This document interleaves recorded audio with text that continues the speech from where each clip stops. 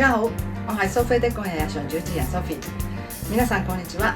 香港でなる日常 Sophie です。今集介紹呢係跟翻上一集介紹嘅跳出軍愛探索電影世界愛的藝術第二集啦。咁就今次個重點呢係阿 Jill 梁麗妍導演講翻自己個經歷啦，同埋喺日本拍攝久別重逢嘅時候嘅過程啦、問題啦，然後上一集預告過嘅麥基50週年紀念廣告製作過程啦。咁啊，嗱，其實咧都係問久別重逢，因為我知道咧，其實你拍久別重逢之前咧係好得意啊！你去特登揾朱柏謙先生去學戲劇嗰樣嘢。咁其實你又唔係為咗係去話真係學做戲劇咧，係去為咗學點樣同啲演員去溝通。嚇，咁我覺得呢一樣嘢咧就係點解呢個作品會咁成功打動到我哋，就係因為你同每一個單位都溝通得好好，同啲演員都溝通得好好，咁樣嗰個作品咪有溫度咯。咁我覺得呢種嘅又係啦個思考方式，我覺得好特別啊！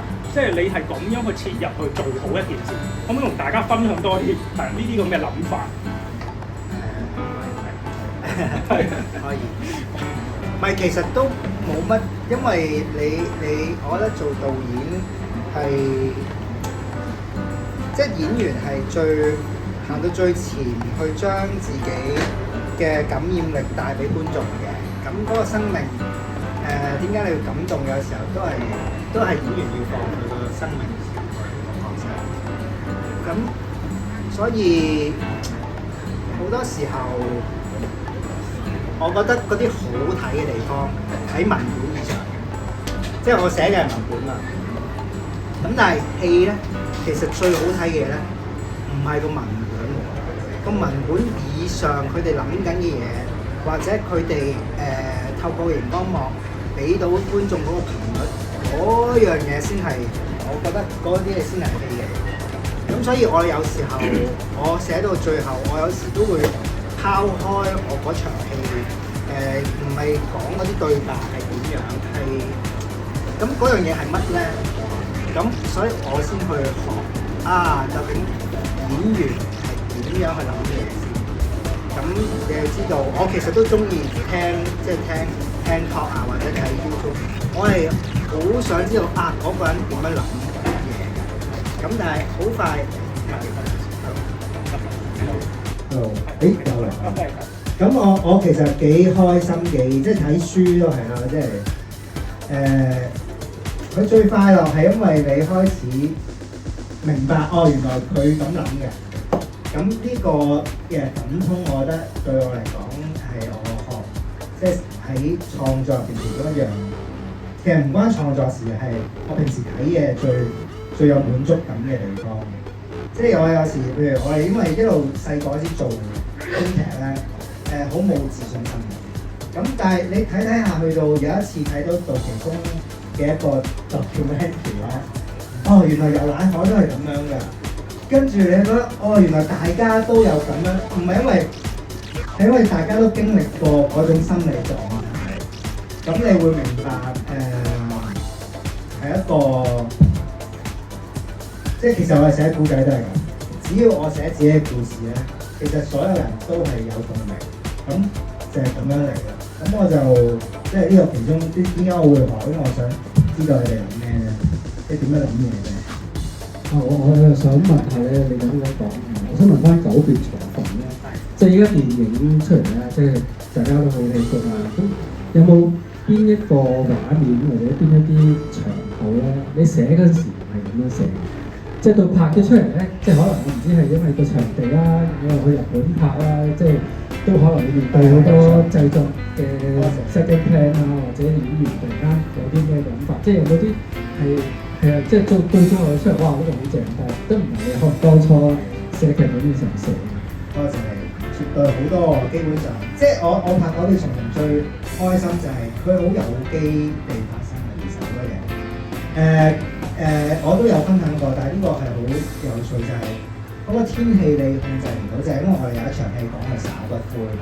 咁我哋去日本就拍連埋籌備9日嘅，日本邊度？日本4國高資源嘅，咁我哋拍就拍5日啦。咁5日入邊其實日日都係好天㗎，佢必須要好好天，佢先睇到個太陽日出嘅。咁我哋監製林敏話：嗱，我咧就會俾多1次機會你嘅，咁我哋一定係朝頭早去，跟住就或者我哋拍完之後咧，最尾嗰日你哋就搏多1次啦。即係如果唔好天，如果唔好天就有1次機會，搏多1次啦。咁但係原來9日入邊都好天，得我哋拍嗰日就係唔好天嘅。咁但係其實我就寫咗前幾日已經大概知有天氣預報，我哋已經寫咗另一個版本嘅劇本，但係佢完全我係寫劇本嘅時候咧，我就係寫好天嘅，因為當然你諗住喺個古仔又講個女仔想喺個達摩太陽度灑咗骨灰嘛，你當然想有呢個場面出現啦。咁但係原來去到唔好天嘅時候，個感覺仲好多，同埋俾個故事嘅人物更加好。咁所以拍完嗰一天，跟住監製啊林敏問點啊，最尾嗰日仲要唔要啊？咁我已經話其實唔使啦。咁我覺得呢個係最啱數嘅一個版本。咁就接納，直情係有少少天意喺度影響。其實仲有好多都係咁樣情況之下諗到，即係去到睇，我都會留好多空間俾我去到現場嘅時候，感覺有啲乜嘢就喺嗰度再變化。不過呢個係最有趣嘅一個天氣。用到有機呢個字，係啊，可以傾下。係啊，真係有機發生。有機係一個相關詞嚟嘅喎，有機會啦，又有organic啦，真係organic。我其實覺得電影最有趣係organic嘅，即係如果你接納晒佢，當然同以前我係跟譚家明老師出身嘅嘛。咁以前嗰套咧好得意嘅，或者有啲電影大師都係，佢哋唔係好喜歡有機嘅，佢哋每一隻字或者每一樣嘢都要控制到或者全力配合咁樣發生嘅。咁可能去到我拍嘅時候，即係因為好多嘢都會逼使我，因為冇budget啊，或者我冇咁可能控制到咁多人，或者我又係新導演啦，咁我更加要包攬呢種有機性。咁但係佢俾我，如果我開放咗呢道門之後咧，我覺得好多好美麗同埋好神奇嘅嘢發生咗入邊，我覺得係好仲 miracle 過原本嘅嘢。我哋成日講呢個係演員同演員之間嘅化學作用啦，演員個景嘅化學作用啦。好嘅演員其實佢哋真係唔係演技，好嘅演員其實佢哋係感受咗劇本，將佢自己代入咗喺個片場度，或者喺個環境度，佢哋有呢個咁嘅表現，所以代入咗角色之後咧，每一個入嚟你換咗個演員咧，可能成件事係唔同咗㗎啦，因為每一個演員就有佢自己演繹角色。呢個喺呢接近30年嘅即係電影所，有時點解我哋後期都要上去即係前線拍嘢咧，就係因為睇到拍錯。咁所以好多時就係喺片場都會睇到好多係演員落到佢嗰時係完全係上咗另一個，即係我就似我細個睇翻我婆就係嗰啲人上咗身啦，呢個演員就上咗嗰個角色嘅身，呢個好奇怪嘅呢樣嘢。啱啊，因為其實佢景又係其中一樣好厲害嘅生命嚟嘅，即係個演員嘅個景，佢自然就會話：我覺得我喺呢度做係最舒服。咁當然有時候有啲係你哋細心地安排，已經令到佢冇錯啊，係啊，引導咗開個位係咁，同埋導演都係㗎。哇！你整到呢度咁，我梗係呢度開啦。唔怕唔得啦，咁靚咁樣係啊。嗱，我哋錄但係其實就係人同人合作嘅關係，令到嗰種信任就會用發揮到大家啦。我覺得就係咁係最。咁佢天然可以即係慢慢同周圍嘅嘢發生一啲唔同嘅合作，睇下會發生啲乜嘢啦。即係自然佢就會再慢慢去一步一步去走出咗一啲嘢，可能未必係我哋當初即係預計諗到嘅狀況。即係往往係自然產生出嚟嘅嘢係最有 feel 啦，係啦。其實大家成日都係講到好多時我哋即係譬如揸住個劇本要監製 OK， 演員 OK， 咁先至埋單啦，叫做即係開綠燈可以即係準備籌備。咁好多時喺準備籌備揸住嗰個劇本，到去到拍嗰個劇本咧，已經唔一樣。即係中間已經發生好多事㗎嘛。譬如話呢個景佢諗住喺個好似諗住喺成品嗰度發生嘅，成品唔肯借俾你喎。咁去天地得唔得啊？即係或者去 Starbucks 得唔得啊？即係轉唔喺書局睇個 coffee shop 得唔得？即係呢個一個舉例啦。即係譬如場景上已經因為實際上未必揾到而好多轉變啦。咁然之後有好多考慮嘅因素，譬如演員嘅時間啦，譬如天氣啦，譬如服裝，即係好多嘢其實籌備嗰個劇本去到拍嗰個劇本都唔一樣。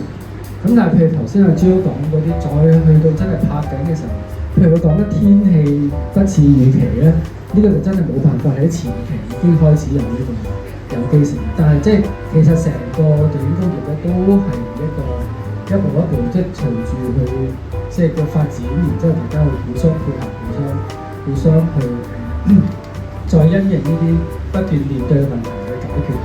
其實尤其是香港，我覺得香港電影工業最叻嘅其中一樣嘢就係嗰啲成個工業人嗰個應變能力好強，即係隨時可以咁樣唔得，我可以點咧？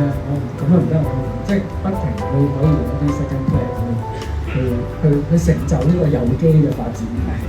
咁就我哋去睇翻。你講麥當勞啊？係啊，麥當勞。即係冇辦法啦，因為冇所謂咧，佢咁係人都識佢，咁冇啊賣廣告㗎啦，係啊。咁50週年係一個好好嘅一個即係你睇下咁多角色係啊，咁亦都係我哋消失咗嘅70年代點樣做翻出嚟啦，童年回憶啦，我哋即係可能約你第一個女朋友係咪喺麥當勞㗎？好啦，咁阿朱出世，你未出世75年啦，係。咁我哋不如睇下一張啦。嗱，呢個咧就係現場嘅場景啦。咁你發覺咧，一半咧就係佢做啦，即係要搭現場嘅環境啦；一半咧就要見到綠色啊、天啊，呢啲就係我要後加啦咁呢個。咁所以咧喺個現代嘅拍攝模式上邊咧，美指同埋視覺效果咧差唔多已經係一 pair 嘅，因為我又幫到佢，佢又幫到我，所以我哋亦都某程度上咧都係爭緊 budget 嘅喎，即係佢多咗我又少咗，我少咗佢多咗，所以咧呢個咧都係我哋即係合作咧就有愛有恨嘅。咁呢個咧大家你見到咧現場都好辛苦嚟租咗兩架車咧，的士一架呢個啦，唔止4架4、5架啦，係啊。咁就另外單車啦，咁除咗麥當勞之外，我又搭翻匯豐銀行喎，係啊，咁好到呢邊咧就應該係大馬路先，我係大馬路轉彎對面，呢度松阪屋，咁就我哋就去到咁多啦，但係如果鏡頭由嗰邊喺個電車站望翻過嚟呢邊咧，係乜都冇嘅，全部咧嗰啲大廈都撥斷咗，跟住仲有咧係冇，大家冇留意係冇2樓3樓嘅。所以你見到嘅時候咧，就要做翻啲2樓3樓出嚟咯。咁佢其實拍裏邊咧啲 detail 即係其實可以開鋪嘅，可以開涼茶鋪啦，可以開藥房啦，可以開文具鋪啦，完全可以真係做生意嘅，係啊。所以呢個就係佢嘅功力，係啦。我哋下一張啦，呢個咁見到係今日有我哋2個講啦，咁現場我哋。有時咧，好多時候好認真咁樣去 plan 嘅，但係喺個認真嘅過程裏邊，都氣氛即係喺個場地裏邊，我哋都可能係涉及10幾20個鐘頭。佢可能幾日添之前就要冇瞓覺，咁我哋都會比較係笑談地去拍某個鏡頭。即係呢啲係好重要，就係你點樣去將自己嘅心情去調節翻。即係而家我覺得最好重要就係當群體合作咧，呢個都可以應用喺我哋嘅生活裏邊啦。試下包容啲，係啊，即係有時可能係現場突然間有個人棘親某啲嘢就整冧咗個場景咁樣，咁佢可能出嚟，咁就你咯。跟住我後期特技同你做翻，咁啊佢又笑翻啦呢個，咁啊電車站啦，因為我哋長期關係啦，咁啊只係能夠做到半解電車站啦，咁我哋又要做翻出嚟，咁所以成件事個過程，我哋有愛有恨有血有肉，咁我哋又睇翻另外第3張 slide 啊。哦，冇啊，直情講添啦，不如聽，即係用3-4分鐘聽下啦，係啦，好啊，我哋坐翻去，等大家睇睇先，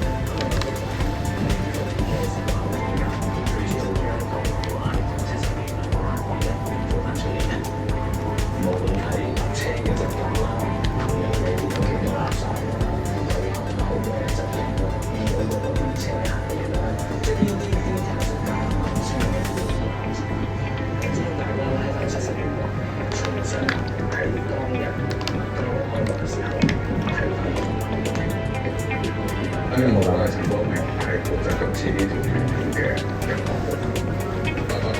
其實我以前冇做，但係今次我都唔同嘅。我哋會用 French 夾咗一種個人嘅狀態咧，由一個好大型嘅 orchestra 轉翻去一個最簡單嘅有一種好歌手嘅感覺喺裏邊。我哋呢時咧係今次呢個本身呢度，今次好榮幸能夠可以參與麥當勞呢個好龐大嘅製作啦。我哋係借咗經理當日開幕嘅一個經驗，我哋重現翻成個故事俾觀眾睇嘅。咁我覺得其實係好唔係淨係麥當勞精神，都係香港人嘅精神嚟嘅。因為啲機器有啲問題，所以咧就喺度停咗嘅。我喺呢度咧就係 show 翻少少 capture 俾你哋啦。咁啊，成條片咧可以喺 YouTube 嘅香港麥當勞50週年嘅製作特輯幕後創作片嗰度可以睇到嘅。好啦，今集差唔多啦。今回はここまでです。皆さんぜひいいね、コメント、サブスクライブをお願いします。下一集見，拜拜。